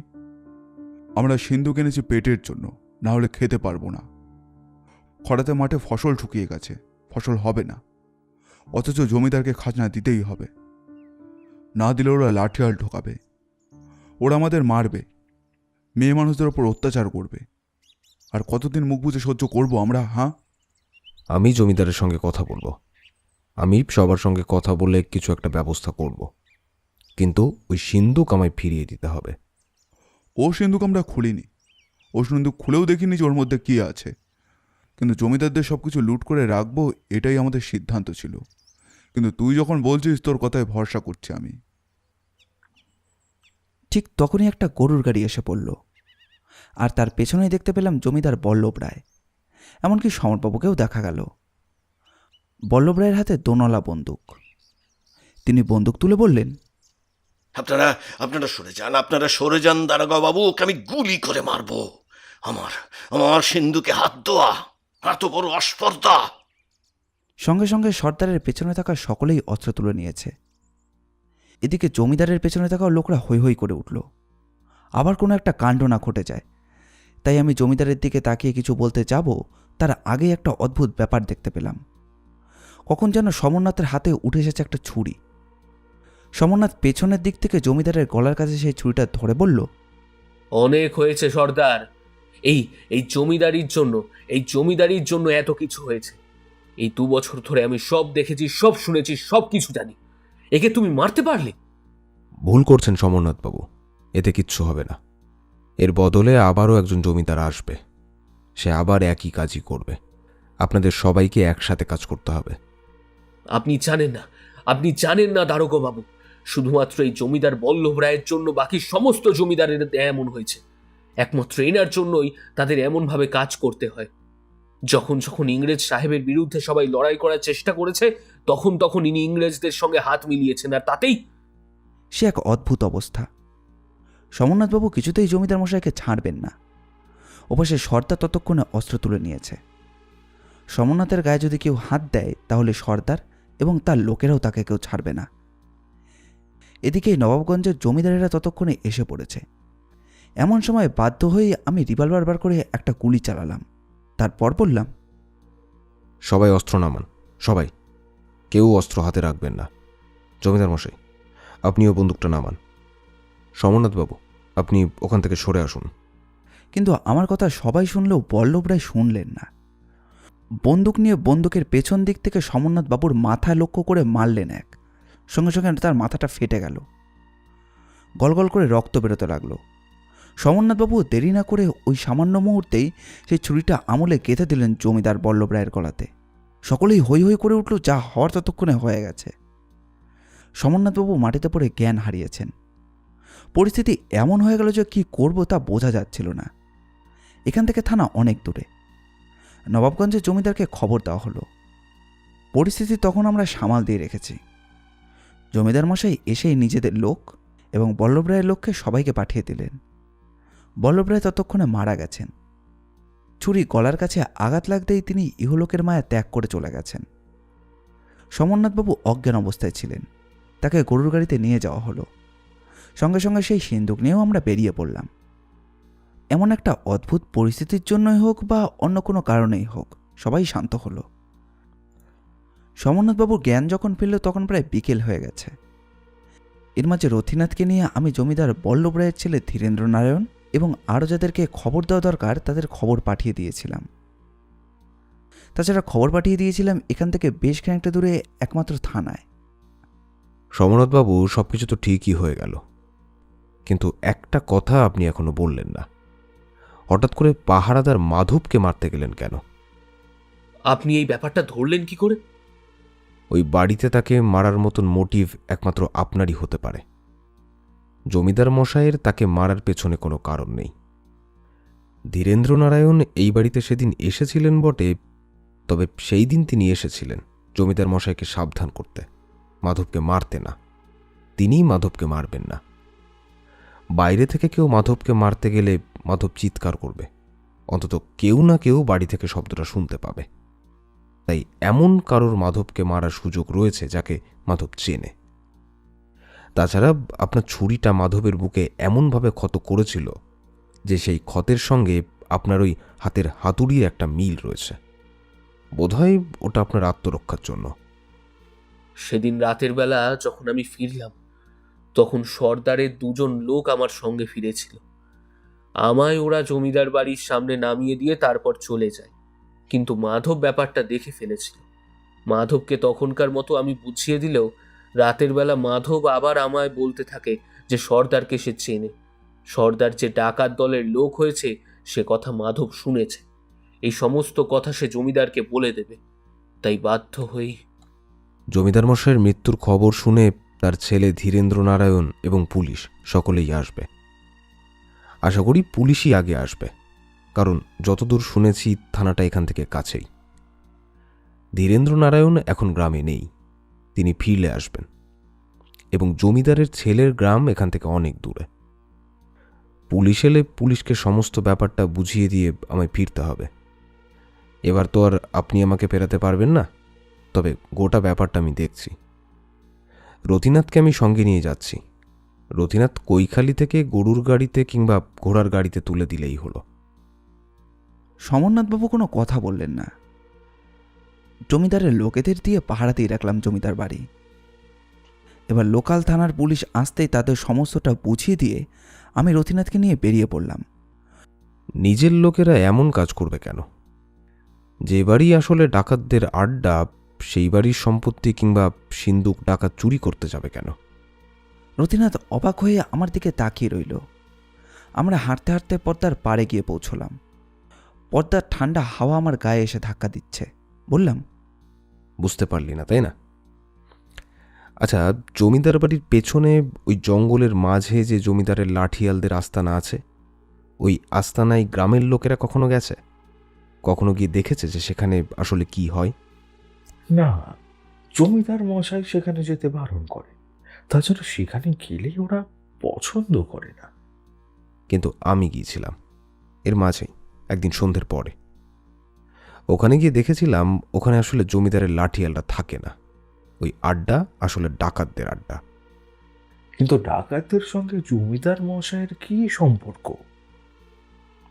2 বছর আগে যখন ইংরেজ সাহেবদের কাছ থেকে আশেপাশের সমস্ত গ্রামের জমিদারের দায়িত্ব বল্লভ রায় পান, তখন তিনি বুঝতে পারেন যে খাজনা আদায়ের বেশিরভাগ টাকাই তাকে ফেরত দিয়ে দিতে হবে, নিজের জন্য আর কিছুই থাকবে না। তাই তিনি আস্তে আস্তে ডাকাতের দল তৈরি করেন। দিনের বেলা কিংবা অন্য সময় ডাকাতের দল লাঠিয়াল সেজে ওই জঙ্গলে থাকে, কিন্তু রাত হলেই তারা ভেষ বদলে বাইরে বেরিয়ে পড়ে ডাকাতি করতে। একটা ব্যাপার লক্ষ্য করেছিস রথীনাথ, বিষ্ণুপুরে কিন্তু কখনো ডাকাতি হয়নি, অথচ বিষ্ণুপুরের আশেপাশের প্রত্যেকটা গ্রামেই ডাকাতি হয়েছে। আর প্রত্যেকবারই ডাকাতি হয়েছে এমন কারোর বাড়িতে যেখানে অর্থ সম্পদ অনেকই আছে। বিষ্ণুপুরে ডাকাতি না হওয়া, বিষ্ণুপুরের জমিদার বাড়িতে একবারও ডাকাত না আসা, এমনকি ডাকাত সম্পর্কে জমিদার মশাইয়ের উদাসীনতা আমার মনে একটা সন্দেহ জাগিয়েছিল। পরে সমস্ত ব্যাপারটাই বুঝতে পেরেছিলাম। যাই হোক, ওই যে নৌকা আছে, আমি তাহলে চললাম।